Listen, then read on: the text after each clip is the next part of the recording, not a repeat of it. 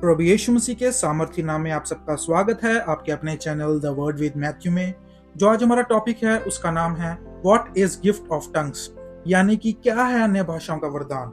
जब हम पढ़ते हैं पहला कुरिन्थियों 12 बाब उसकी 10 आयत, वहां पर जो 8वां वरदान है उसका नाम है अन्य भाषाओं का वरदान। और जो ये 9 वरदान हैं ये 3 कैटेगरीज के अंडर आते हैं, और इसमें से जो अन्य भाषाओं का वरदान है वो आता है gifts of communication with the Lord, यानी कि परमेश्वर से बातचीत करने या फिर वार्तालाप करने के लिए ये वरदान काम आता है।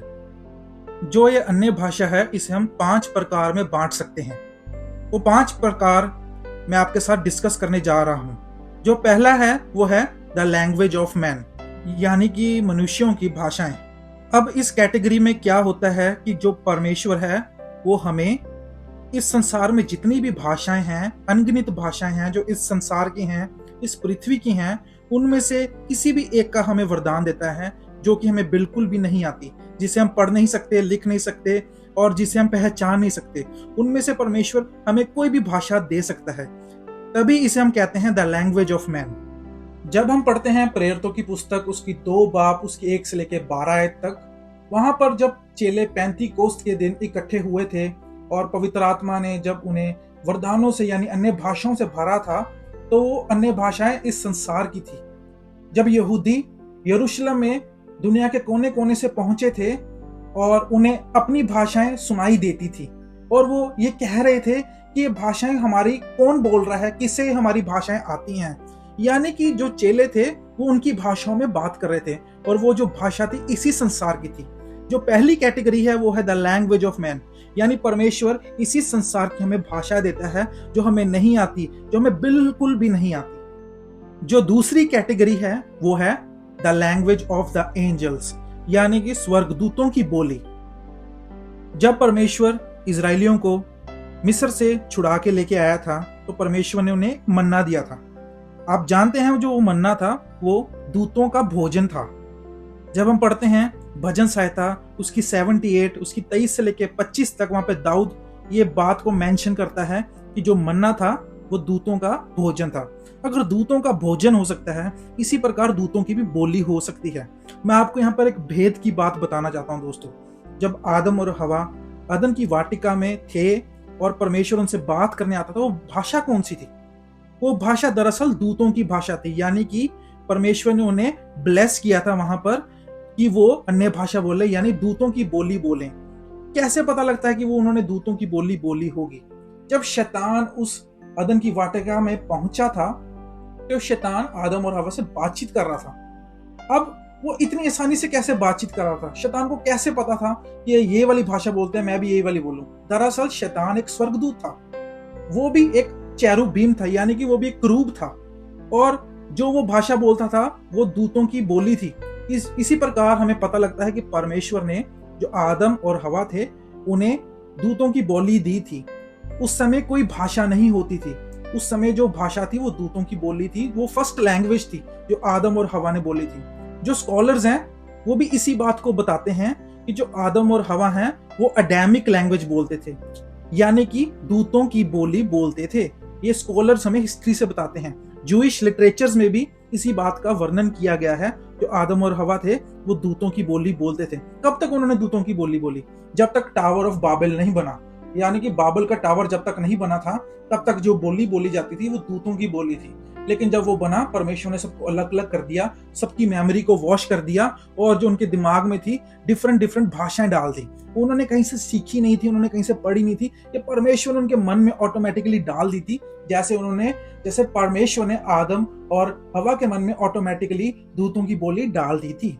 इसी प्रकार अन्य भाषाओं में जो एक वरदान है वो है दूतों की बोली, यानी परमेश्वर अगर चाहे तो हमें दूतों की बोली भी दे सकता है। ये परमेश्वर की मर्जी है।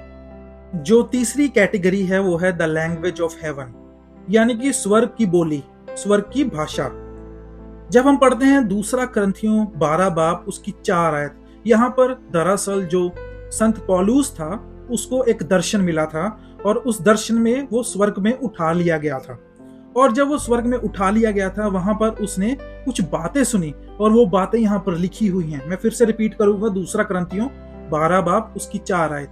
यहाँ पर यूं लिखा है, कि स्वर्ग लोक पर उठा लिया गया और ऐसी बातें सुनी जो कहने को नहीं और जिनका मुंह पर लाना मनुष्य को उचित नहीं। यानी जो संत पौलुस था उसने स्वर्ग में कुछ सुना, यानी स्वर्ग की भाषा अलग है। स्वर्ग में भी एक बोली बोली जाती है जो धरती की बोली से अलग है और उसे जब तक परमेश्वर ना चाहे कोई समझ नहीं सकता। इसी प्रकार जो तीसरी अन्य भाषा है वो है द लैंग्वेज ऑफ हेवन, यानी कि स्वर्ग की बोली। और अगर परमेश्वर चाहे तो स्वर्ग की बोली भी तुम्हें दे सकता है ये, लेकिन ये उसकी मर्जी है और हमारा समर्पण है, हमारा कितना समर्पण है ये उस पर डिपेंड करता है। और जो चौथी भाषा है वो है the language of the Holi spirit, यानी पवित्र आत्मा की भाषा। वचन यूं बयान करता है रोमियो की उसका 8 बाब उसकी 26 आयत में कि जो पवित्र आत्मा है वो हमारे लिए परमेश्वर से प्रार्थना करता है। मैं आपके सामने ये आयत पढ़ना चाहता हूँ।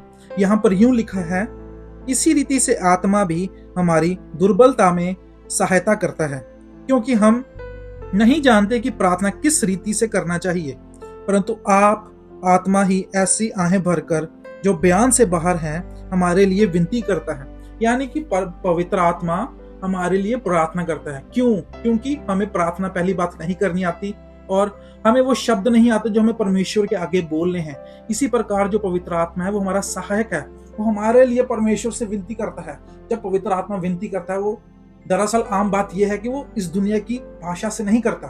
पवित्र आत्मा की अपनी एक बोली है, उसके अपने वर्ड्स हैं, उसके अपने शब्द हैं, उसकी अपनी एक लैंग्वेज है जो हमारी समझ से बाहर है। इसी प्रकार इस आयत में साफ साफ पता चलता है कि एक लैंग्वेज है वो पवित्र आत्मा की है। अगर पवित्र आत्मा चाहे यानी परमेश्वर चाहे हमें ये लैंग्वेज मिल सकती है। इसमें भी परमेश्वर की एक मर्जी है कि वो दे या ना दे। मैं आपको बताना चाहता हूं जो चौथी कैटेगरी है वो है पवित्र आत्मा की भाषा, यानी कि the language of the Holi spirit. ये भी एक अन्य भाषा है जो हमारी समझ के बाहर है। जो पांचवी कैटेगरी है वो है the language of the Lord, यानी परमेश्वर की भाषा, परमेश्वर की बोली। परमेश्वर की भी एक भाषा है और उसे कोई नहीं जानता सिवाय परमेश्वर के। परमेश्वर अगर चाहे तो आपको ये बोली दे सकता है, लेकिन ये आपके समर्पण या आपकी मेहनत पे डिपेंड करता है। इसके बारे में लिखा है यशायाह नबी की किताब में लिखा है, जब उसका हम 28 बाब उसकी 11 से लेके 13 आयत तक जब हम पढ़ते हैं वहां पर इस बात का वर्णन किया गया है। क्या कहता है यशायाह? वह तो इन लोगों से परदेशी होठों और विदेशी भाषा वालों के द्वारा बातें करेगा। यानी कि परमेश्वर हमारे से परदेशी होठों यानी एक अजीब तरीके की जो लैंग्वेज है, यानी कि हम स्ट्रेंज लैंग्वेज या फॉरेन लैंग्वेज उसे कह सकते हैं, परमेश्वर हमारे से एक अन्य भाषा में बात करेगा और ये जो भाषा है ये परमेश्वर की होगी। अगर परमेश्वर चाहे तभी हमें ये समझ आएगी या फिर अगर परमेश्वर चाहे तभी हमें ये भाषा मिलेगी। इस प्रकार जो पांचवी भाषा है वो परमेश्वर की है और उस भाषा को स्वर्गदूत भी नहीं समझ सकते। अगर परमेश्वर चाहे तभी स्वर्गदूत वो भाषा को समझ सकते हैं और ये भी एक अन्य भाषा में आती है।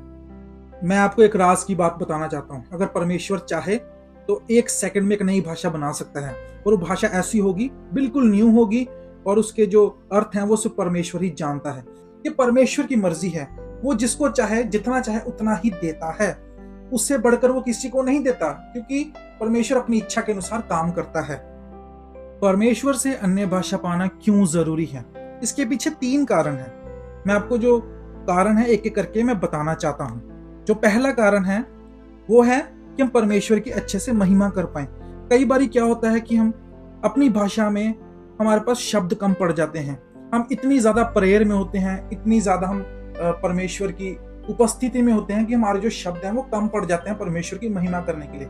इस करके जो परमेश्वर है वो दयालु है, वो क्या करता है कि हमें अन्य भाषाओं से भर देता है ताकि हम दूसरी भाषाओं में जिसे हम बिल्कुल भी नहीं जानते उन भाषाओं में परमेश्वर को ग्लोरीफाई कर पाएं, यानी कि उसकी और ज्यादा महिमा कर पाएं।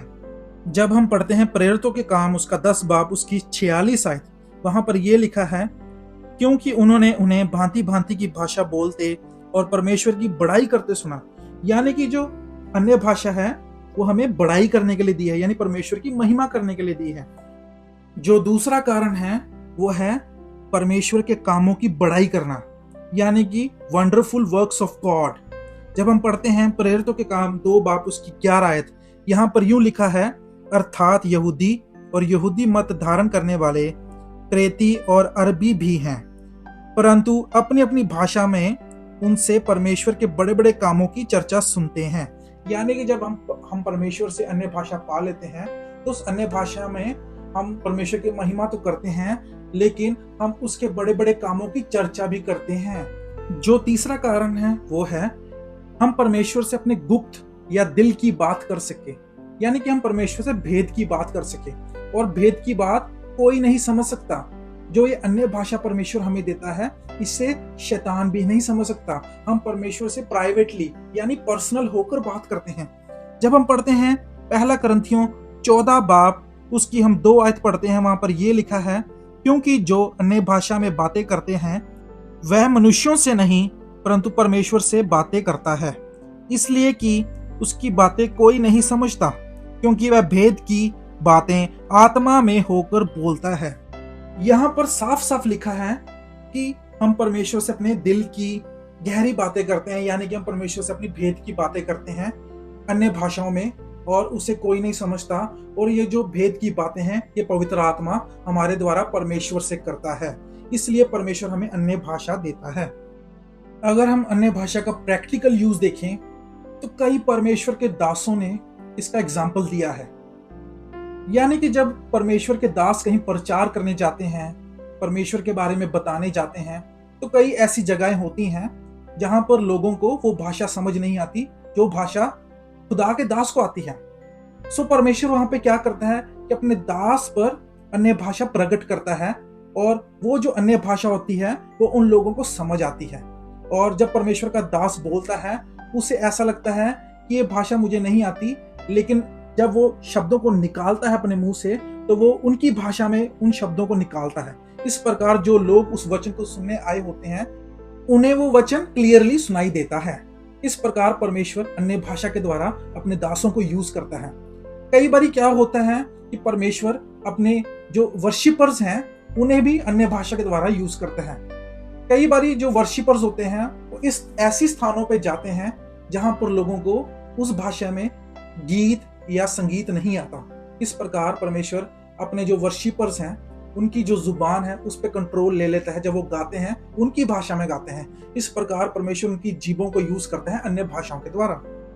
अब जो कई संत हैं, पास्टर्स हैं, अपोस्टल्स हैं, वो अन्य भाषाओं पर बिलीव नहीं करते। लेकिन मैं आपको क्लियरली ये बात बताना चाहता हूँ, बाइबल में न जाने कितनी बारी मेंशन्ड है, पुराने नियम से लेकर नए नियम तक, कि अन्य भाषा जरूरी है, उसे पाना परमेश्वर से जरूरी है। और अगर आप उस पर नहीं विश्वास करते, यानी कि आप पवित्र आत्मा की पावर्स पे विश्वास नहीं करते, आप वचन को ही गलत साबित करते हो। इस प्रकार मैं आपको बताना चाहता हूं, अगर आप अन्य भाषा पर विश्वास नहीं करते तो प्लीज विश्वास करना शुरू कर दें। अन्य भाषा जो है वो आपको परमेश्वर से मांगना पड़ेगा। अगर आप नहीं मांगोगे आपको नहीं मिलेगा। जो पास्टर्स हैं कई, वो नहीं मांगते परमेश्वर से, इस प्रकार वो बिलीव भी नहीं करते। मैं आपको बताना चाहता हूँ, परमेश्वर से मांगे, प्रार्थना में मांगे, विश्वास करेंगे परमेश्वर तुम्हें देगा। और जब तुम बोलोगे तुम्हारा विश्वास और भी ज्यादा मजबूत हो जाएगा। जब हम पढ़ते हैं पहला करंथियों 14 बाब उसकी 13 आयत, वहां पर लिखा है कि अगर आपके पास अन्य भाषा है या आप अन्य भाषा बोल सकते हैं तो आप ये भी प्रार्थना करें कि आपको अन्य भाषा समझने का भी वरदान मिले। जब आपको अन्य भाषा मिलता है तो परमेश्वर आपको उस पर कंट्रोल करना भी सिखाता है। जब आपको नया नया नया भाषा मिलेगा तो आप फूलने लगोगे, लेकिन आप परमेश्वर से मांगें कि परमेश्वर हम इसको लेकर फूले ना। तब आप कंट्रोल में इस भाषा का प्रयोग करेंगे। जब आप अपनी पर्सनल प्रार्थना में बैठें या आप अपने चर्च में प्रार्थना करें तो आप अन्य भाषा बोल सकते हैं। मैं आपको एक बात बताना चाहता हूँ, अन्य भाषा आम यूज ना करें, सड़कों पे आम लोगों के सामने से यूज ना करें, लोग आपको ही पागल बोलेंगे। सो इससे परमेश्वर की निंदा होती है। मैं आपको बताना चाहता हूँ, अन्य भाषा जब आपको मिलती है परमेश्वर आपको कंट्रोल करना सिखाता है। कब और कहां उसे यूज करना है परमेश्वर आपको गाइड करेगा। जब आप अपनी पर्सनल प्रार्थना में बैठे होंगे, आप पवित्र आत्मा से इतना भर जाएंगे कि आपके पास अपने शब्द कम पड़ जाएंगे, तब अन्य भाषा आप पे काम करेगा और आप परमेश्वर की तारीफ करेंगे। जब आप अपने चर्च में होंगे, प्रार्थना में होंगे, आप होली स्पिरिट से भर जाएंगे और आपके पास अपने शब्द कम पड़ जाएंगे, तब आप अन्य भाषा का प्रयोग कर सकते हैं। लेकिन जब आप बाहर जाते हैं, दूसरों से मिलते हैं, तब वहां पर अन्य भाषा का प्रयोग ना करें, क्योंकि इससे जो दूसरी जाति के लोग होते हैं वो ठोकर खाते हैं, वो प्रभु का मजाक उड़ाते हैं आपके द्वारा। अंत में मैं आपको एक बात बताना चाहता हूं, कि अगर आपके पास अन्य भाषा नहीं है, प्रार्थना में मांगे। मेरा विश्वास है कि परमेश्वर आपको ज़रूर अन्य भाषा देगा। इससे क्या होगा, आपका विश्वास मजबूत होगा और आप आत्मिक ज़िंदगी में आप बढ़ोतरी करोगे। मैं आशा करता हूँ आज के वचन से आप बहुत कुछ सीखे होंगे। आप इस वीडियो को प्लीज़ लाइक करें, शेयर करें, कमेंट करें और इस चैनल को ज़रूर सब्सक्राइब करें। मैं आपको फिर एक नई वीडियो के साथ ज़रूर मिलूंगा। God bless you all.